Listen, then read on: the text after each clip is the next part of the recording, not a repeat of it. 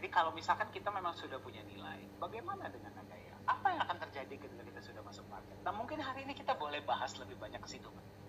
Kira-kira apa sih yang bisa kita harapkan nih setelah BAM Nagaya listing ke depannya, kita akan apa yang bisa kita lihat, Pak? Beberapa hal. Oke, baik. Jadi Pak Dhani, tentu ke depan kalau kita bicara tentang kripto ya secara umum, cryptocurrency atau crypto aset, tetap saja akan dibayangi oleh bukan hanya potensi, tapi juga tantangan, sejumlah tantangan. Ya, nah saya catat ada beberapa hal di sini. Yang pertama, kita harus menyadari bahwa cryptocurrency sendiri, crypto aset sendiri atau industri kripto sendiri itu masih relatif baru, ya, dan ini akan terus berkembang. Hal ini menunjukkan bahwa masih ada banyak ketidakpastian dalam pasar cryptocurrency itu sendiri, ya. Nah, namun pada saat yang sama, ya kita bisa melihat ya, khususnya di beberapa tahun terakhir ini sudah mulai ada adopsi cryptocurrency yang semakin berkembang, ya, dan juga itu ditandai dengan beberapa perusahaan, khususnya perusahaan-perusahaan besar ya, yang mulai menerima cryptocurrency sebagai metode pembayaran, ya, meskipun ambil contoh lah seperti Tesla yang awalnya ya sudah mengizinkan untuk pembelian mobil Tesla itu dengan Bitcoin, tapi kemudian hanya seumur jagung ya, kurang lebih hanya sekitar 2-3 bulan kalau saya nggak salah. Kemudian diralat bahwa akhirnya mereka sudah tidak lagi menerima, gara-garanya isunya adalah isu energi. Ya, karena Tesla berkomitmen katanya untuk mengembangkan teknologi ramah lingkungan, ya, dengan menggunakan energi ramah lingkungan. Sementara justru Bitcoin sendiri itu bisa didapatkan, dihasilkan, diciptakan dengan cara, kata mereka, metode mining itu ya, tapi dengan membutuhkan asupan energi yang begitu besar, ya. Jadi itu alasannya. Nah, ada beberapa lagi seperti yang saya dengar seperti Microsoft, kemudian ada PayPal, ya, Overstock dan lain-lain, ya, itu juga sempat katanya menerima ya Bitcoin sebagai alat pembayaran, ya. Tapi sampai sejauh mana tentu kita akan lihat perkembangannya, apakah perusahaan-perusahaan ini akan tetap mengadopsi atau bahkan mengikuti jejak dari Tesla, ya, akhirnya menutup diri terhadap pilihan-pilihan Bitcoin dan lain-lain. Nah, nanti tentunya kita akan melihat potensi Nagaya ke depan ya. Kalau kita bicara seperti Bitcoin yang adalah aset digital kosong, ya, yang tidak memiliki nilai intrinsik, nilai dasar saja, itu bisa diadopsi, ya, bahkan sampai El Salvador, betul ya Pak Dhani, El Salvador ya, itu skala sebuah negara bersedia mengadopsinya menjadi salah satu alternatif alat pembayaran di negara tersebut, ya. Nah, kita bisa melihat nanti peluang Nagaya tentu kansnya akan jauh lebih besar, ya, dengan mengusung konsep hybrid crypto asset, bukan saja karena kita sudah di backup dengan sejumlah emas yang menjadi nilai intrinsiknya, tapi juga kita ini membangun yang namanya ekosistem bisnis, didukung oleh ekosistem bisnis. Jadi ini menarik ya Pak Dhani, sebenarnya konsep dari Nagaya itu sedikit banyak bisa mencerminkan atau meniru ya konsep dari uang fiat. Nah, jadi uang fiat ini kan produk dari satu negara ya, di mana mereka di backup uang fiat ini, mata uang suatu negara itu kan di backup dengan devisa. Ya, salah satu devisa, cadangan devisa itu juga bisa dalam bentuk emas. Ya, dan ada cadangan devisa lainnya tentunya. Nah, untuk menambahkan cadangan devisa semakin besar, maka sebuah bangsa, sebuah negara juga pasti akan membangun yang namanya ekosistem bisnisnya. Ya, sehingga ketika ekosistem bisnis terus berkembang, dan cadangan devisa, surplus pembayaran mereka atau surplus perdagangan juga semakin bertumbuh, semakin besar, semakin kuat, dan itu semakin mendukung atau menambahkan cadangan devisa mereka, maka posisi mata uang negara tersebut akan semakin kuat. Ya, jadi saya lebih melihat konsep Nagaya itu ke arah sana, sehingga kalau kita bicara peluang dan potensi Nagaya, ya ini akan jauh lebih besar untuk bisa dipertimbangkan, ya dari sisi adopsi tadi. Nah, yang kedua, Pak Dhani, ya kalau kita bicara peluang dan tantangan tadi, teknologi blockchain, ya yang mendasari cryptocurrency atau crypto aset itu semakin berkembang, Pak, ya dan mengalami kemajuan. Ya, sebenarnya tidak ada atau belum ada sebuah patokan menurut saya, ya pengamatan saya, blockchain generasi 1 kemudian generasi 2, pelabelan itu sendiri itu belum baku, Pak, kalau menurut saya, ya walaupun mungkin di kalangan akademisi sudah mencoba untuk membuat atau mempatenkan gitu. Nah, kalau kita bicara dari generasi 1 ke generasi 2, generasi 2 yang termasuk dapat label generasi 2 itu kan Ethereum. Karena Ethereum berhasil menambahkan yang namanya teknologi smart contract di jaringan blockchain mereka. Ya, dan ini cukup jenius. Dan saya yakin Pak Dhani, karena sudah ada klaim juga katanya sudah ada blockchain generasi 3, bahkan ada yang berani ngomong generasi 4, bahkan ada dari Indonesia developer ngomong ini ada cikal bakal blockchain generasi 5. Wah, ini klaim-klaim yang luar biasa. Tapi sebenarnya, Pak, yang menarik adalah ini membuktikan bahwa yang namanya teknologi, ya, secara khusus teknologi blockchain sendiri, ini akan terus mengalami sebuah evolusi, perkembangan yang semakin maju, Pak, ke depannya.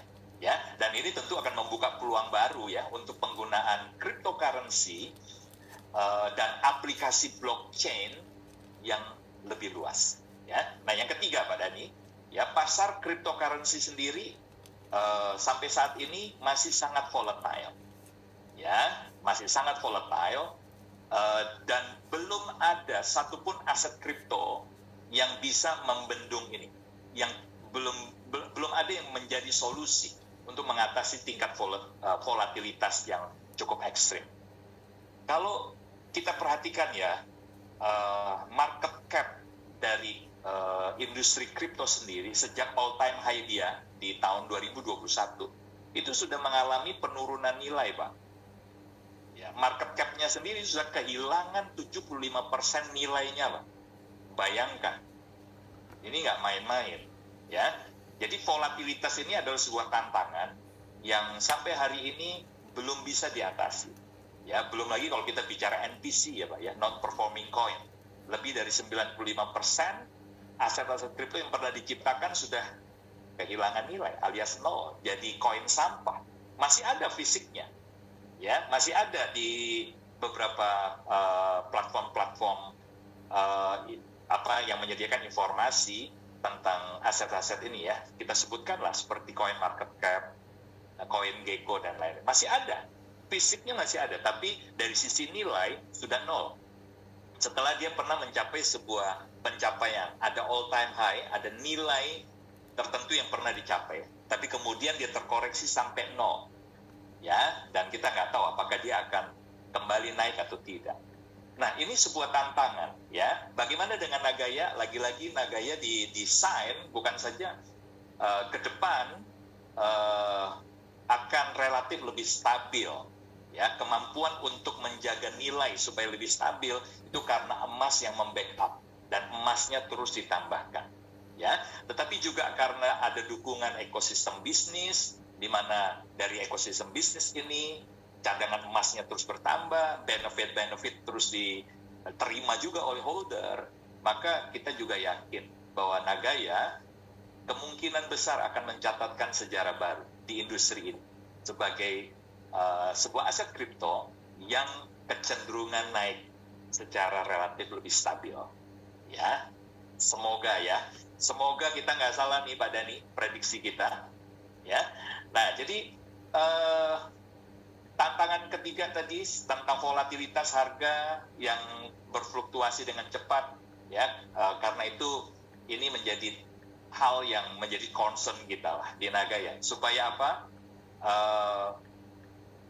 Pada akhirnya, khususnya perusahaan-perusahaan, ya, dan juga mimpi kita kalau bisa bahkan negara-negara mempertimbangkan untuk adopsi.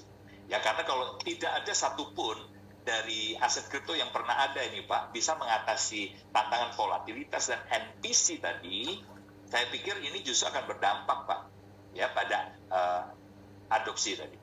Ya, akan dipertimbangkan lagi gitu, seperti perusahaan-perusahaan besar tadi untuk terus menggunakan cryptocurrency. Ya, kemudian yang keempat Pak, yang terakhir ini, ya, pemerintah di seluruh dunia sekarang ini juga sedang mempertimbangkan regulasi Pak untuk cryptocurrency, ya, dan tentunya pemerintah ini sudah punya data yang cukup valid selama 14 tahun terakhir, ya, di mana industri ini terus berkembang. Ya, dari data-data ini pemerintah itu akan membuat sebuah regulasi yang semakin ketat. Nah, tentunya dampaknya bukan hanya pada harga, Pak. Ya, kalau regulasinya ini regulasi yang mendukung iklim pertumbuhan industri ini semakin baik, ya, semakin stabil, ya tentunya dampaknya pada harga yang juga akan semakin high. Ya, tetapi sebaliknya, ya, jika regulasinya itu semakin membatasi ruang gerak, ya, semakin mempersempit dengan berbagai ketentuan-ketentuan yang membatasi, maka tentu ini juga akan berpengaruh pada adopsi tadi, Pak. Selain harga akan berpotensi terkoreksi kembali, tetapi juga lagi ini akan berdampak pada adopsi tadi di masa yang akan datang. Ya, nah jadi secara keseluruhan cryptocurrency ini masih merupakan pasar yang sangat dinamis, ya, dan masih akan terus berkembang, Pak, ke depannya, ya. Nah, tentunya kalau kita ingin benar-benar memilih, ya, aset-aset seperti apa yang layak untuk kita pertimbangkan, aset kripto, ya, di masa depan untuk kita adopsi secara pribadi, untuk kita miliki, ya, untuk kita hold, maka pertimbangkan hal-hal fundamental, karena tanpa itu kelihatannya kripto yang kita pegang, ya, semakin isunya ke depan tidak akan memberikan kepastian buat kita. Seperti itu Pak Dhani. Oke, thank you. Sorry saya masuk. Thank you Pak Yunias. Jadi tadi ada 4 poin ya. Yang pertama itu adalah adopsi, yang pastinya ya kedepannya kalau misalkan kita melihat teknologi baru itu biasanya mereka akan masuk tahap di mana mulai diterima oleh market, kemudian tambah besar dan tiba-tiba meledak karena pemerintah mulai take over karena regulasi, ya. Tadi poin keempat ya, regulasi mulai muncul, dan setelah regulasi biasanya yang bertahan adalah mereka tentunya dengan fundamental yang baik. Ya, dan setelah regulasi itu mulai muncul, biasanya mereka yang bertahan itu menjadi market leader. Ya, jadi tadi kita berbicara tentang adopsi, kemudian teknologi blockchain sendiri, setuju ya. Kami dari awal di Nagaya selalu menyampaikan bahwa kami bukannya anti blockchain, bukannya anti Bitcoin. Kami anti penyalahgunaan dari Bitcoin itu, dari blockchain itu sendiri. Karena kalau misalkan Nagaya nggak percaya blockchain, Nagaya nggak mungkin menggunakan blockchain. Masuk akal ya. Jadi kami setuju ya bahwa blockchain ini memang secara teknologi aman, tidak bisa diretas. Anda bisa bertransaksi secara peer-to-peer seluruh dunia tanpa harus ada pihak ketiga. Itu luar biasa. Sistem penyimpanan data yang sangat canggih. Ya, jadi teknologi blockchain ini kedepannya akan tetap menjadi sebuah solusi, ya, apakah itu bagi perusahaan-perusahaan bahkan government ya. Ya, nanti penetrasinya akan seperti apa tentunya ya kita akan melihat, tapi blockchain is here to stay tentunya ya. Kemudian volatilitas, ya tentu ini sesuatu yang kita harus perhatikan karena kita juga bukan cuma berbicara tentang cryptocurrency tapi juga crypto aset. Ya, dan juga tadi regulasi. Nah, kalau misalkan kita berbicara tentang adopsi dan regulasi, ini ada sesuatu yang menarik, Pak. Ya. negara-negara dunia sekarang sedang mulai meninggalkan dedolarisasi. Mereka mulai menurunkan keterikatan mereka terhadap US dollar. Dan ketika itu terjadi, biasanya solusinya adalah mereka akan mencari alternatif. Dan sampai alternatif itu ada, ya tentunya mereka akan amankan dana mereka di salah satunya adalah tentunya emas. Nah, dan apakah kita bisa, apalagi sekarang kan nih rencananya tahun ini kita akan listing di market, Pak.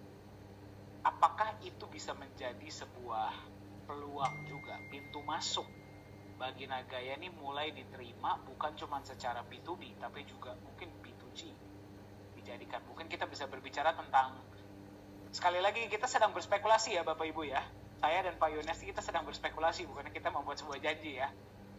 Kenapa tidak ya kita melihat Nagaya ini suatu saat bisa dijadikan cadangan devisa sebuah negara, Pak? Apakah itu mungkin? Ya, untuk menjawab itu saya pikir begini Pak. Tentunya harus ada beberapa kriteria ya.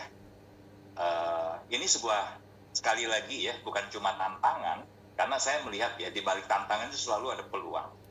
Ya, bahkan semakin keras tantangan itu, maka itu akan menjadi sebuah jalan terbuka ya, yang sangat berpotensi besar ya ketika tantangan itu harus dialami. Nah, tentunya kalau kita bicara dalam konteks kita, Nagaya memang tidak mudah ya untuk kita,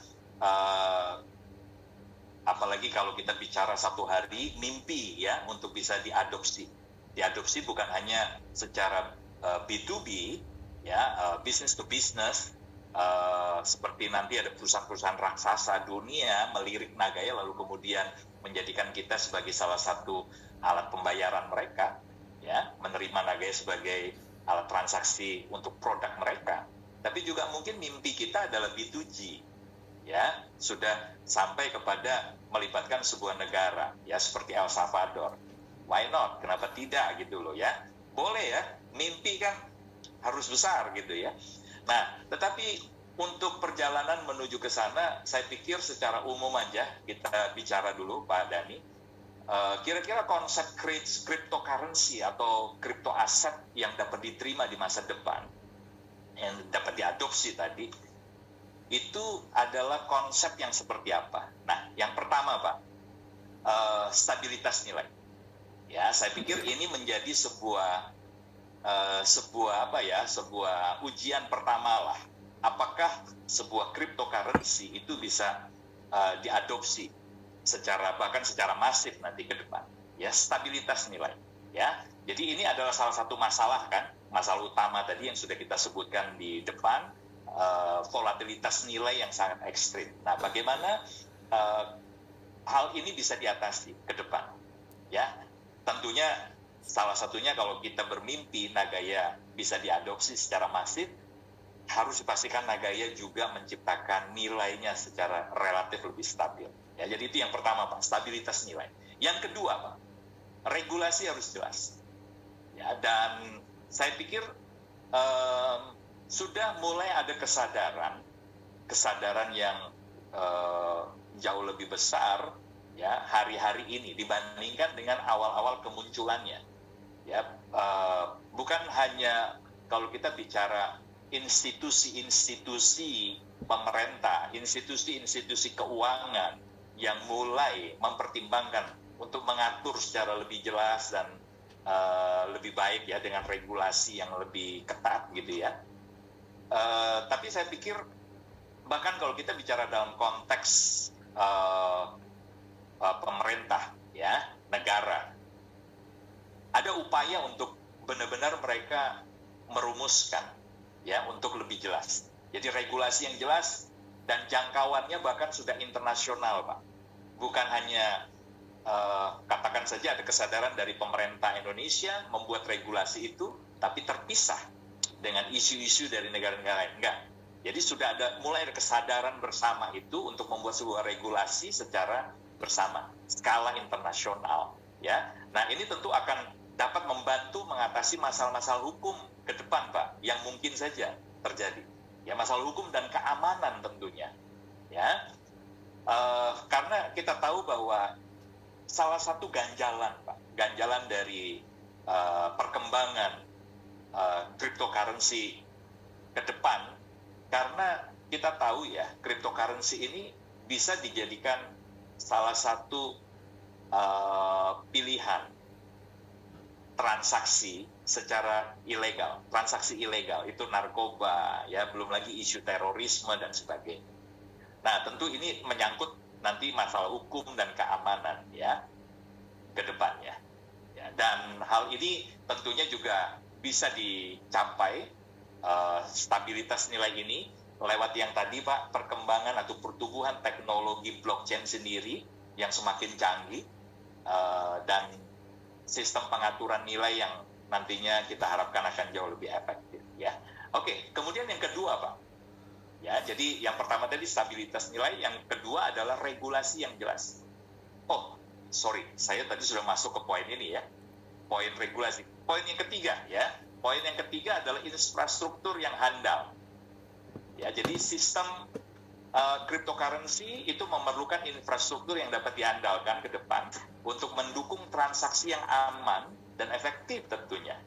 Ya, jadi perusahaan atau developer itu juga harus terus bekerja membangun infrastruktur yang kuat dan andal, ya, untuk mendukung pertumbuhan dan juga adopsi dari cryptocurrency. Ya, jadi infrastruktur yang handal ini mutlak, Pak, dan ini tadi berkaitan lagi sekali lagi dengan yang namanya teknologi tadi, ya. Lalu ada juga tentang pertumbuhan ekonomi yang berkelanjutan, Pak. Ya, jadi akhirnya cryptocurrency ini dapat diterima di masa depan jika itu dapat membantu mendorong pertumbuhan, ya, ekonomi yang berkelanjutan. Nah, oleh karena itu tentunya sebagai developer, pengembang, ya, harus bekerja menciptakan aplikasi termasuk platform ke depan yang inovatif, ya, untuk meningkatkan nilai dan manfaat cryptocurrency tersebut, ya, bukan saja bagi masyarakat tapi juga tentunya berkontribusi untuk pertumbuhan ekonomi secara global, ya. Nah, jadi tentunya kalau kita bicara kembali lagi-lagi, kalau kita bicara dalam konteks Nagaya, ya, sepertinya 4 hal ini sudah dipersiapkan, Pak. Jadi kalau Pak Dhani tanya peluang Nagaya kepada saya untuk bisa lebih berperan, ya, di kancah internasional global, tinggal masalah waktu saja. Ketika kita menyelesaikan soft cap di 25%, maka pembuktian itu akan dimulai, ya, di mana kita akan lihat apakah benar Nagaya ini memiliki stabilitas nilai ketika ada di market, ya, dengan konsep kita. Tentu harus diuji, Pak, ya, bukan hari ini ujiannya, tapi nanti ketika kita sudah ada di market, ya. Kemudian kita mendukung sekali untuk regulasi yang benar-benar jelas, ya, regulasi yang bisa mengatur sehingga paling tidak ada sebuah standar. Dan bahkan mimpi kita Nagaya semoga bisa menjadi sebuah standar baru di dunia aset kripto. Lagi-lagi ini bicara adopsi, ya, Pak, ya. Nah, kemudian untuk infrastruktur tentu ini tantangan kita, Pak Dhani, ya, karena kita nggak tahu nanti ketika masuk market lonjakan transaksi, dan ini akan berdampak juga pada server, pada kesiapan infrastruktur, ya, yang harus kita siapkan, termasuk sebenarnya manajemen kita, Pak, SDM kita, ya. Oke, tapi tentu dengan dukungan dari teman-teman semua ini Nagaya holder, kita percaya, ya, Pak, ya, untuk masalah SDM itu bisa kita atasi, karena kita banyak loh, Pak, holder yang potensi, yang luar biasa, punya kemampuan yang luar biasa, disiplin ilmu yang luar biasa. Ini jelas. Betul, ya? Tentu. Ini yang sedang menyaksikan pun banyak di potensi-potensi calon-calon, ya. Nah, itu dia. Ya, jadi saya punya keyakinan itu, Pak Dhani. Apalagi kalau kita bicara yang faktor keempat tadi, ya, pertumbuhan ekonomi yang berkelanjutan. Nagaya menyiapkan ekosistem bisnis yang kelihatannya ke depan akan semakin bisa berkontribusi juga di kancah ekonomi global. Waduh, ini mimpi nggak tahu ini ketinggian atau enggak nih, Pak Dhani? Masalah ketinggian atau enggak itu termasuk siapa yang bermimpi dan siapa yang bisa melihat potensi tersebut, Pak. Ya, tapi masalah kita nggak usah ngomong impian deh, kita ngomong logika sekarang, ya.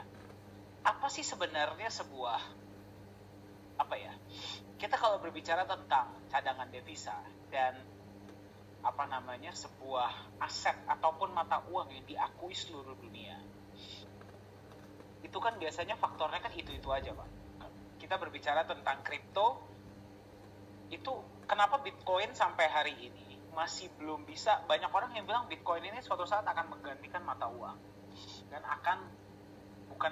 katanya dia adalah, jadi dia ini sebenarnya sudah digadang-gadang, Bitcoin ini akan menjadi yang pertama menggantikan mata uang dunia, dan yang kedua dia katanya adalah gold 2.0.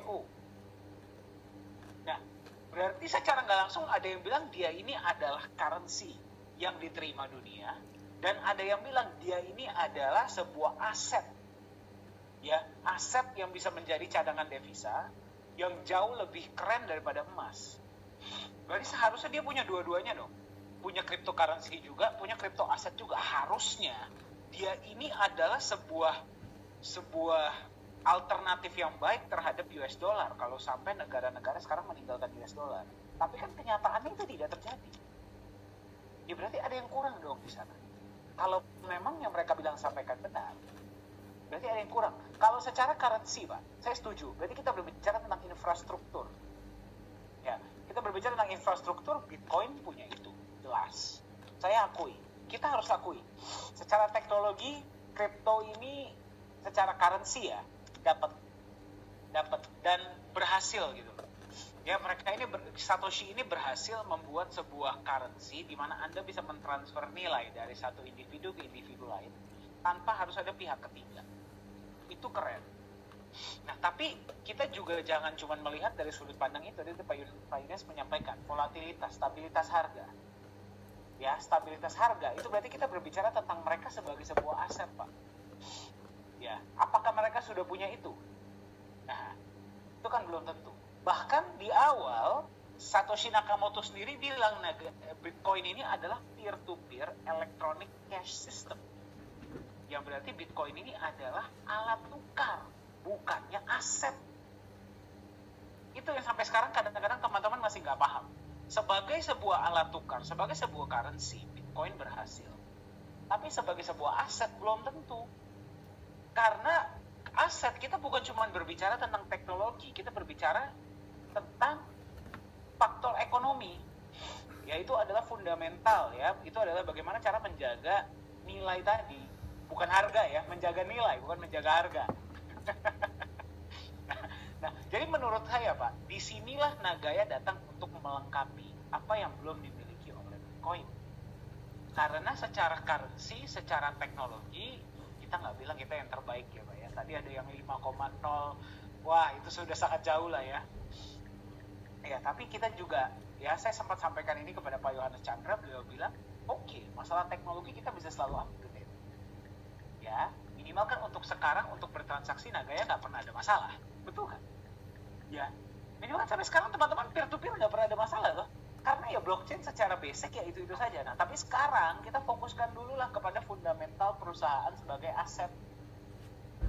Nah, inilah yang tidak diperhatikan oleh teman-teman di luar sana. Kalau memang kripto mau mendominasi dunia dan mau menjadi aset dan currency yang diterima secara global, jangan cuma pikirkan teknologinya saja. Infrastrukturnya penting, bukannya saya bilang nggak penting ya, tapi juga ada faktor lainnya, itu adalah faktor ekonominya. Anda bikin teknologi semaksimal mungkin, sebaik mungkin, tapi holder Anda tidak mendapatkan manfaat apapun, buat apa mereka pegang? Dan kalau mereka pegang, dan kalau mereka nggak pegang jangka panjang, bagaimana Anda bisa menjaga nilai? Nah, itulah di mana Nagaya, Pak, menurut saya ya, Pak ya, kita melengkapi di sana. Jadi secara teknologinya dapat, yang dan selalu bisa kita perbaiki, selalu bisa kita upgrade. Ya mau nanti 2,0, 3,0, 4,0, 5,0 ya kita ikuti lah ya, kita perbaiki. Selama ujung-ujungnya kita bisa selalu memberikan manfaat, menjaga transaksi aman, ya, dan tidak ada masalah, itu kita jaga tentunya, dan akan selalu kita perbaiki. Nah, tapi bukan itulah fokus kita sekarang. Fokus kita sekarang adalah meningkatkan fundamental agar kita berfungsi stabil sebagai sebuah currency dan sebagai sebuah aset. Nah, kalau misalkan sekarang kita ngomong kripto ini bisa take over the world, ya, sebagai currency mereka berhasil, dan sekarang ada nih kripto lain yang juga memperhatikan faktor fundamentalnya, faktor ekonominya, faktor mereka sebagai aset. Kenapa tidak istilahnya teman-teman kita di pemerintahan mau menyimpan Nagaya sebagai reserve? Ya, sekali lagi kita berspekulasi di sini. Kita berspekulasi, cuman kita berspekulasi logika. Apalagi sekarang kan kita lihat, ya, teman-teman kita di luar sana ini ya sedang mulai meninggalkan, mulai sekarang US dollar mulai ditinggalkan dan mereka mencari alternatif. Nah, bisa kita bilang momennya pas untuk Nagaya? Kita tidak tahu. Tapi ya, kalau misalkan ditanya apakah kita sudah siap, kita sudah siap.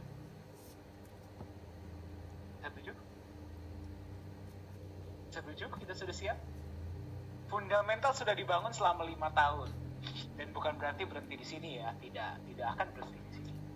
Tapi kita secara akar kita sudah mendalam, secara perusahaan sudah oke, ya, fundamental sudah dibangun, sekarang saatnya kita siap terbang.